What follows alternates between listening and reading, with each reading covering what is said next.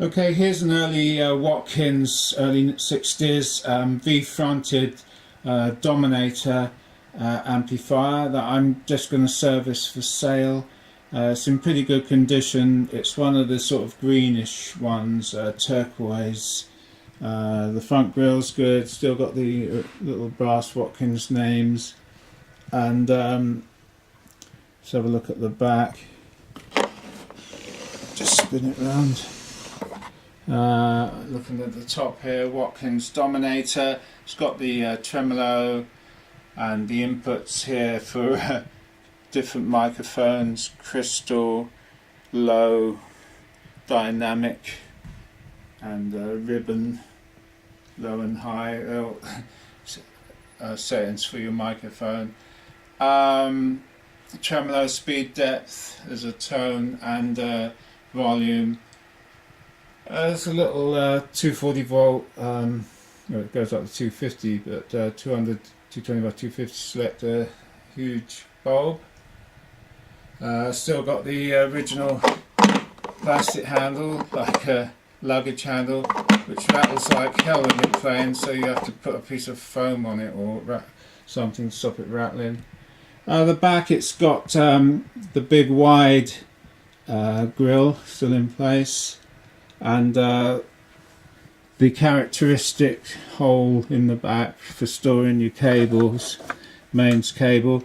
Now these ones had a socket for plugging in the foot switch on off for the tremolo. They always go missing. Anything that can be disconnected from the amplifier will go missing. But it's only a little on off switch, so I can easily make one of them up again.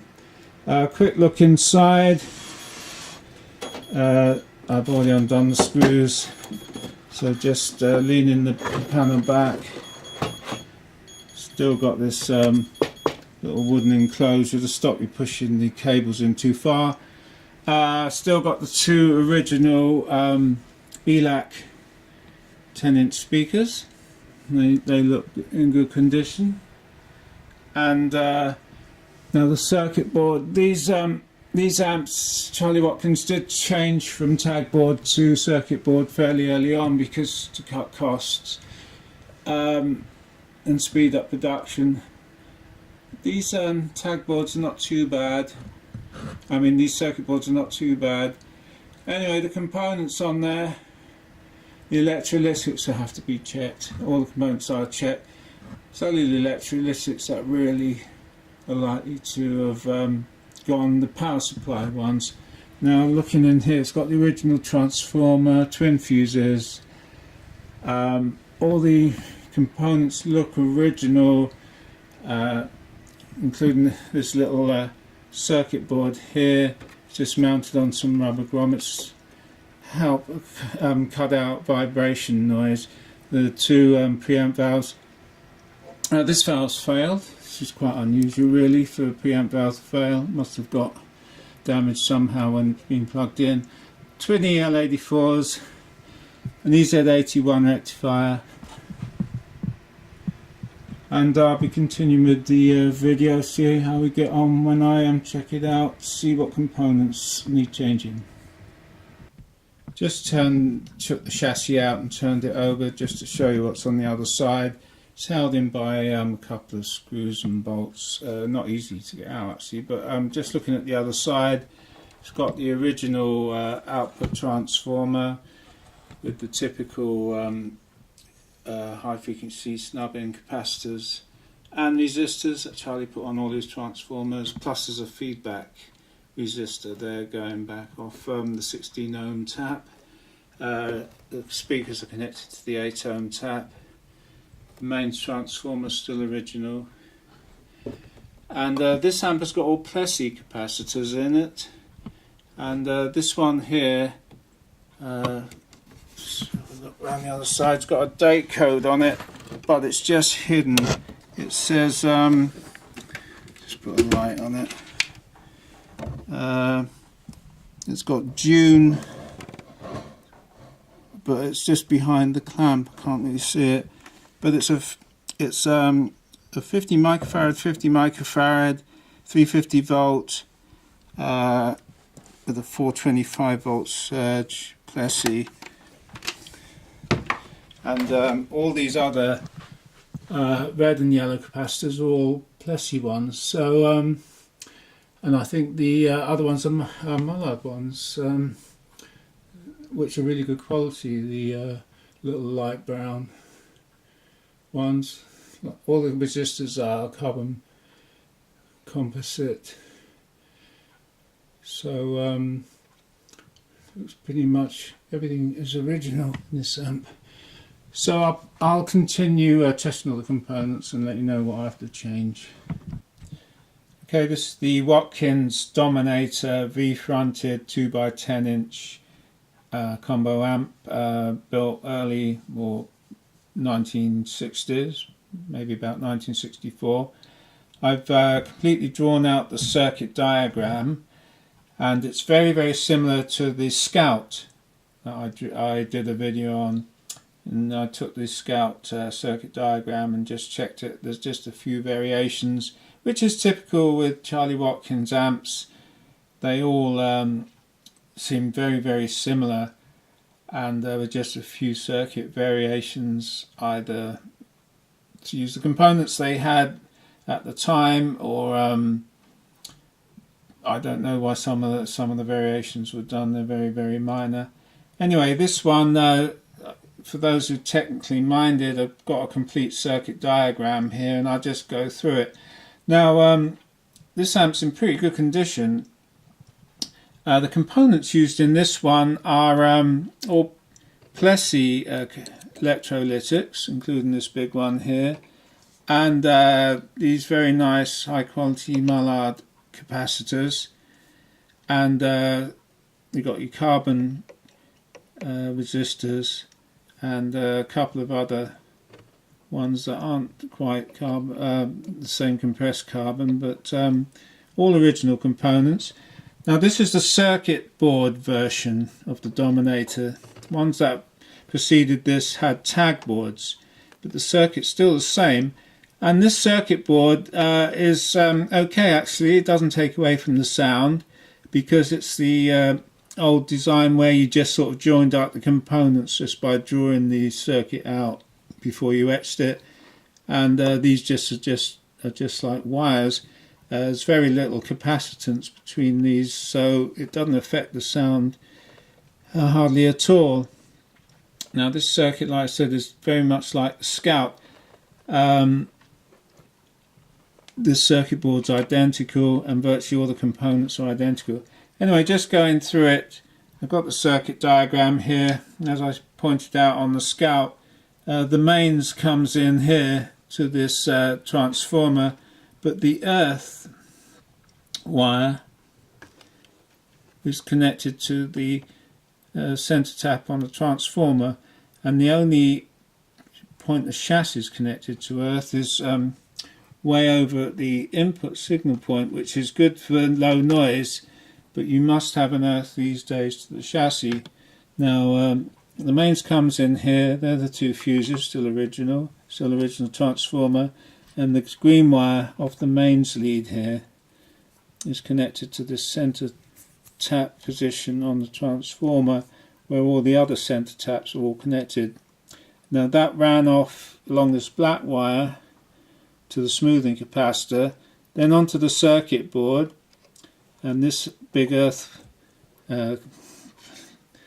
track in here is not connected to the chassis. These screw points are not connected to anything, and it ran all the way down just to the input here, where there's a tiny little bit of braided wire just fixed to that screw there. Now these days that wouldn't be allowed, because if you had a fault, this circuit board would either burn up or that wire would burn away. So all I've done is very simple mod, doesn't change the amp at all. Just put a green earth wire off of there down to the chassis and bolt it on with that nice solid screw which holds the transformer in. So that makes the chassis nicely earthed. Anyway, carrying on, everything about this is fairly straightforward. Transformer, you've got the 6.3 volt heater, and they've got a 6 volt, I've made it, which is normally 5 volts for the EZ81, and that's properly connected to the cathode. Sometimes earlier on they never connect that to the cathode, but you get a very high voltage between the cathode and the heater, which is not good. Anyway, that goes up there, and you've got twin 50 microfarads in this big capacitor there. Now I've measured it and it's still pretty accurate, that Plessey capacitor. The ESR, which is the equivalent series resistance, is still low. I mean, I don't think it was very low even when they were new. So that capacitor is amazingly good condition. Still measures nearly 50-50 on both sides. I'm going to leave it in and see how the hum is. Also, this Plessey capacitor here, which is on the circuit board, here's a 15 microfarad, 350 volts. Sometimes they're 16 microfarads, but you can actually read, it's a bit crinkled, but it does say 15 microfarads. That tests okay as well, and that one's important because that will smooth any ripple going. It's the only smoothing capacitor we got for the whole of the preamp valves there and there, the ECC83s. If there's any hum, I'll change that. These other capacitors, 1, 2, 3, 4, are the cathode bypass capacitors for the ECC83s and the EL84s. Some amps I've looked at, I've got a single resistor on the EL84s here, where they're joined together, and a single resistor and bypass capacitor, which can save money, but it makes it quite difficult for measuring the current in each valve, see if they're working okay. Luckily this one's got two resistors, 270 ohms they are, bypassed by 50 microfarad, 18 volts. In fact, those 50 microfarad 18 volts are used on the preamp valves there, and exactly the same one down there as well. And those are those 4 yellow ones. They test right as well, so hopefully I won't have to even change them. Every other capacitor on here is fine. Resistors, there's a slight drift on some of these carbon composite resistors. I'll measure the voltage on the critical places like the bottom of the valves, make sure that they're balanced. If they're not, I mean, these 270 ohms are not quite 270 ohms now, but they could be close enough. All the other resistors are close enough, which is pretty good. I haven't got to change anything. The valves, I'm going to test them. They're out at the moment. One of them, ECC83's, got to be changed. The others, I'll test them, especially the two EL84s, and match them up. They probably have to be changed because they do wear out.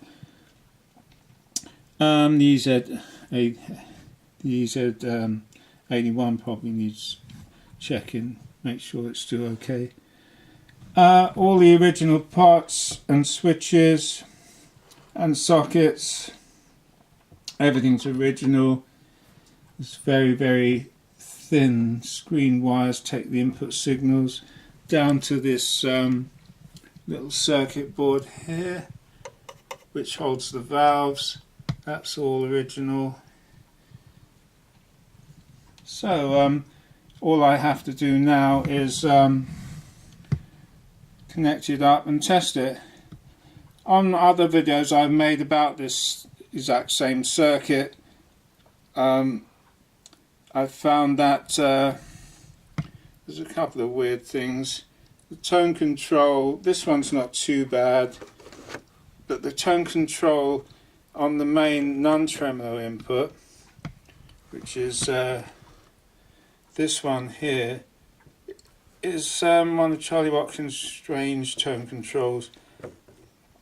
I think it must have been done for the microphones that they used, because it's a microphone input and it's got things like ribbon, dynamic, etc. And because it's really weird, because it either cuts the treble or it cuts the treble and the volume when it's down this end. To turn it into a normal tone control, all you have to do is cut this connection to the top of the volume control.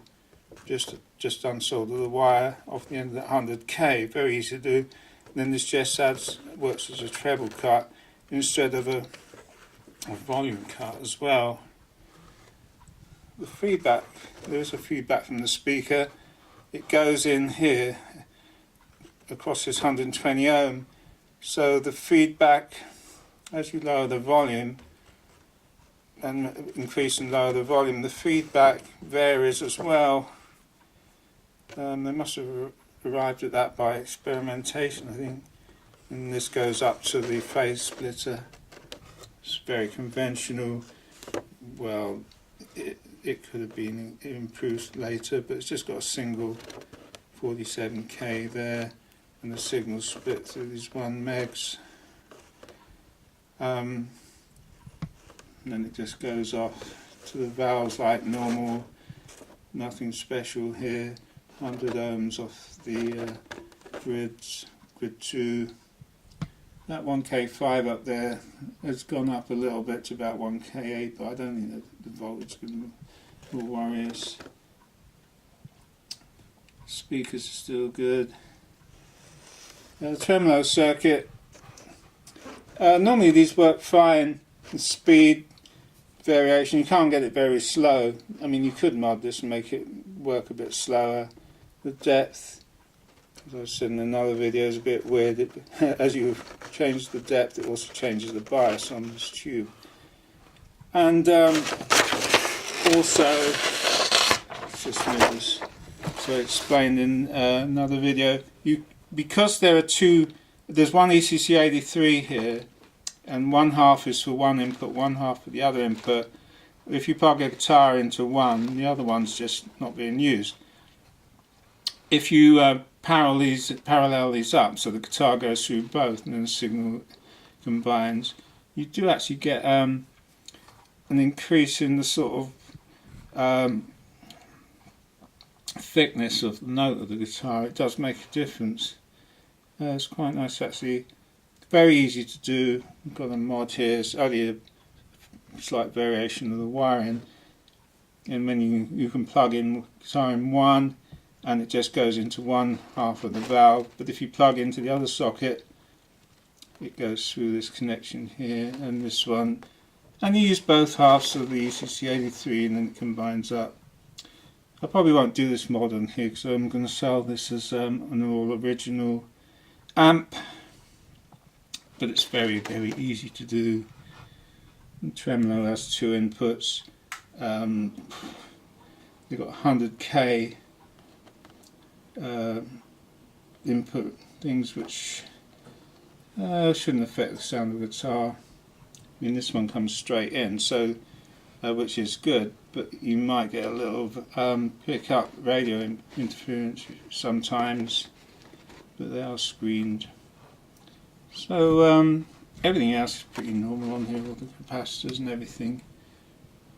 There's anyone interested, you've got the whole circuit diagram there.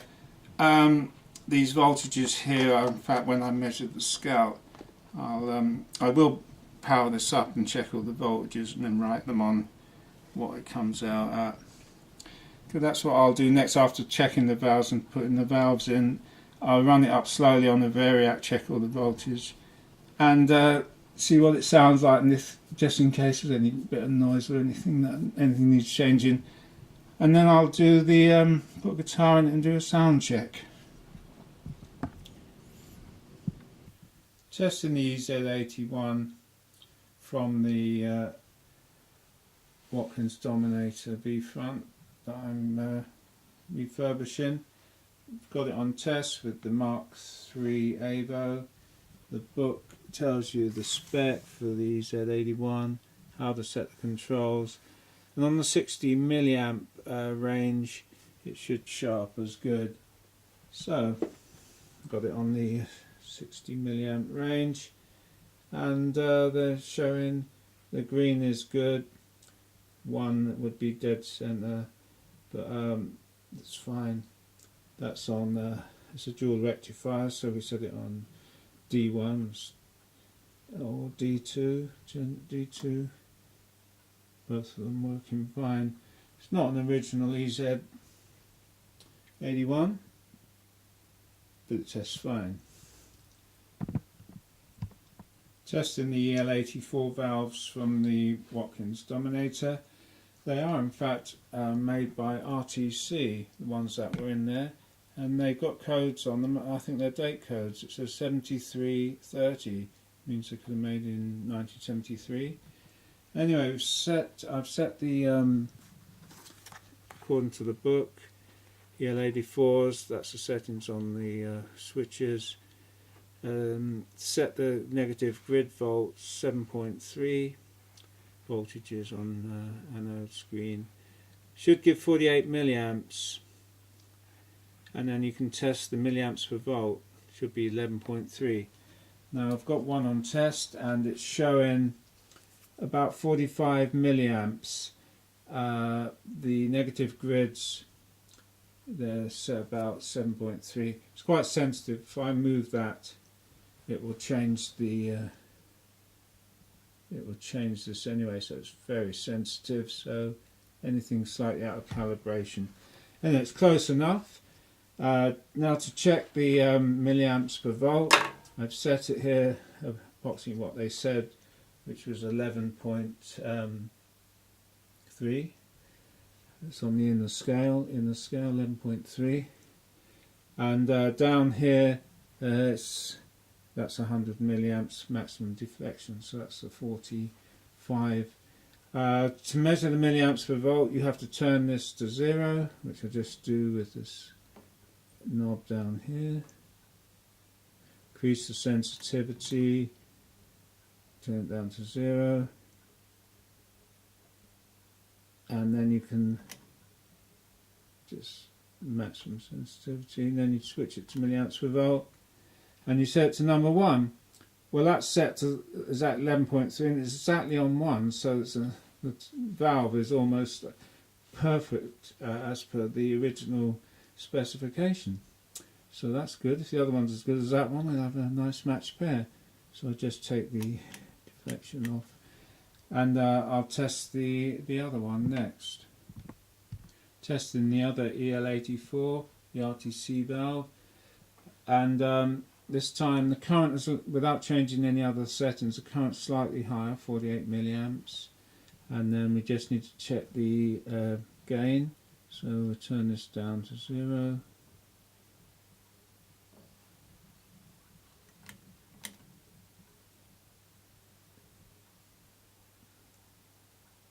And let's get it right and test that. Well, the gain's almost exactly the same. Still warming up this valve. Should be on number 1. Let's just check the offset. It's still warming up. Yeah, it's identical to the other one, near enough. So the gain's fine. These will make a nice match pair. They're as good as close as anything. So, nice pair of EL84s I can put back in, and they sound super. Testing the ECC83s from the front end of the Dominator. They were both original Mullards, you see them there, lovely Mullard valves. Now, according to the book, you've got ECC83s, you set the settings on the switch. Negative grid volts 2, anode voltage, should give 1.2 milliamps, and the gain 1.6 milliamps per volt. Now I've set that on here, but on this old Mark III, when you get right down to the negative grids down here, it's very sensitive, so it's not quite on 2. But I've adjusted it so the current here on the 2.5 milliamp scale is just is about 1.3 milliamps. And the reason I've done that, so we can just check the gain when it's on 1.2, so it's near enough. So you just turn this to 0, and check the gain. The 1 point, no, it says the gain should be 1.2, I believe, and there's the outer scale here, and it says it's about 1.8, which means really good gain. Just turn this back and can check that's on the second stage, anode 2, try anode 1, see if it's fine, just set to 0, it's almost identical, check the gain, gain's identical, so both sections of that valve are working really nicely. I'll just check the other one now, and these Mullard valves, 40, 50, 60 years old, they go and they don't wear out. I don't know why people throw them away and fit new ones, unless they've been damaged in some way. The Mullard preamp valves very rarely wear out. The second ECC 83 under test, same settings as the other one. On the scale you've got the milliamp draw with the negative grid, that's on anode 1, try anode 2, slight variation between the two, but there always is on the valves, very rarely absolutely identical on the two sections in the valve. We can now test the gain. I'll just set this to 0 and switch this knob here. And there's the gain. Slightly, you set it to 1, so it's a fraction, a little more gain in that section than the previous valve, but only a small amount, so it's fine. Check the other section, just check the offsets, check the gain. So one section, there's very tiny variation between the two sections, nothing to worry about. Both these valves, these ECC 83s are working really nicely. Now there was another ECC 83 in the circuit, but the one actually in the amp is not a Mullard for some reasons, and it had got a leak, so I'm going to have to find another valve to put in that. But these two were from Mullard ones were from the screened input stage, so they are the ones that give you the best sound at the start of the preamp. Here's a brand new Bremer new old stock valve I had, ECC 83, never been used. Set it up to test, see I can put it in the amp. I set this to 0 and just check the gain. It's got a little more gain than the Mullards. Got another half a milliamp per volt. That's on anode, one of the anodes. Check the other one. It's almost identical. On there, just a tiny bit down the gain on there. So that's a really lovely valve. That's what a new one is like. Tiny bit of variation. So turn that back. And the milliamps, it's drawing about 1.8. So the milliamps for the negative grid volts is slightly higher. That's no problem. So that's anode 1. But the two anodes are almost identical. Shows you how well made that is. So that's all the valves. I can put them back into the Dominator, and I'll power it up, and I'll do the voltage tests and continue with the video.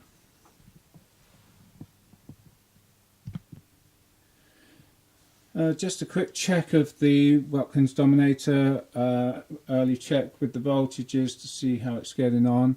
I'm just going to ramp up the voltage on the Variac. I just got it up 157, checking the amps. It's only about 0.15 at the moment. And then checking the voltages. Up here we've got a voltage 208 volts. That is the first voltage on the circuit here off the EZ81. and then I'm going to check the voltage after the 1K5 resistor. That's on this one. And these two meters here are checking the voltages, 1, 2, on the 2EL84 cathodes. See if they're the same. That means they'll be perfectly balanced. And then I've got a meter over there just checking the voltage here on the bottom of this ECC83. So we're showing actually this meter just needs resetting to DC. Doesn't read properly. 150 odd volts on there at the moment, 205. So let's just turn the voltage up a bit. You notice the bulb doesn't come, it's just starting to come on at about 190 volts. That is the bulb that's just across the mains there, so it's working. So we're going to, voltage 248 DC, we'll put up the AC to 240. Oops, a bit high. 240 in. It's reading about 0.25, 0.3 amps. It's now giving about 310 volts, 309 on the B+. And no, this meter is not a very good meter. It's fluctuating a bit at the moment, which is not right. Let's just see if we can reset it to DC. Okay, 284 volts. Okay, those are those 2 volts there, 309. It's reading 284 at the moment at that point there. There is another 10k down further, which I haven't got a probe on. But importantly, these two voltages here on the EL84s, you need them to be exactly the same for perfect balance. And at the moment we've got 9.84 and 9.88. That's pretty good. Those two valves, which I checked earlier as well, balance, are working well. Those resistances could have drifted a bit, but it looks good. Nearly 1.5 at this point here, and that voltage will fluctuate as I turn the depth control, which is here on the circuit. Actually will affect the bias, so I'll just turn it up and down and see if it actually works. Turned it up, 1.5 on max, 1.5. It's not moving very much, so I'll check that depth control, make sure it's working properly. Normally it varies by quite a lot when you turn it up and down, because it's varying the current. As you vary this, it varies the bias on this tube here. Anyway, very little background noise, valves are glowing nicely, a tiny bit of hum, which I expect a little bit, because these are still all the original capacitors in here. I haven't changed any, none, I haven't changed these smoothing capacitors or anything. So, okay, that's all looking good. I'm actually going to clean the pots. There's a bit of hum on that pot. I need to check out on this one. Just need to clean it and see why that's humming when you turn it up, because it shouldn't. And then I'll connect up the oscilloscope and see what it looks like as well. Okay, just checking the operation of the tremolo circuit. I've got the oscilloscope connected, 2 probes on the circuit, and they're actually connected on the circuit here. I've got one at the top of this amplifier valve here, where the signal comes in and is mixed with the voltage tremolo amplitude modulation. That's at that point there, and then we've got just got one on top of this valve here, just showing you the sine wave from the tremolo. Now I've got it switched on at the moment. I just here's the on-off switch. I just turn it off. Turn it off, and you'll see now the red signal. I've got that on the signal generator at the moment, set at about 50 Hertz. Actually, on the screen it's showing it's 49 Hertz, and that is the signal, and the yellow line is the modulation of the tremolo. So I switch the tremolo on with the foot switch like that, and it builds up like that. And now I've got the depth control set on minimum, and this hasn't got a lot of variation on the circuit, so the modulation on the signal is going from there 1, 2, 3, just over 4 segments of gain. Now I'm going to turn the gain up to max, or depth control, turn it to max, and you see the yellow one increase, and now it's about halfway down, so 1, 2, 3, 4, 5.5. So the depth control is not giving much variation. Adjust the speed, so on maximum speed, it's the yellow one, I'm turning it down. So there's the speed, and it's not a lot of speed variation either, but I turn it back up. If I increase the frequency on the generator, that's you can see it now. Turn the depth down and turn it up. Turn the speed down. Let's turn it up to max. And if I turn the tremolo off, that's the actual gain. So I might look into if I can increase the gain a bit, but I haven't changed any components yet. It could be the valve is not quite, it's quite critical that the valve has a lot of gain, but it is working. So I've just got to I'll look at it a little bit longer before I screw it back together and do a sound check.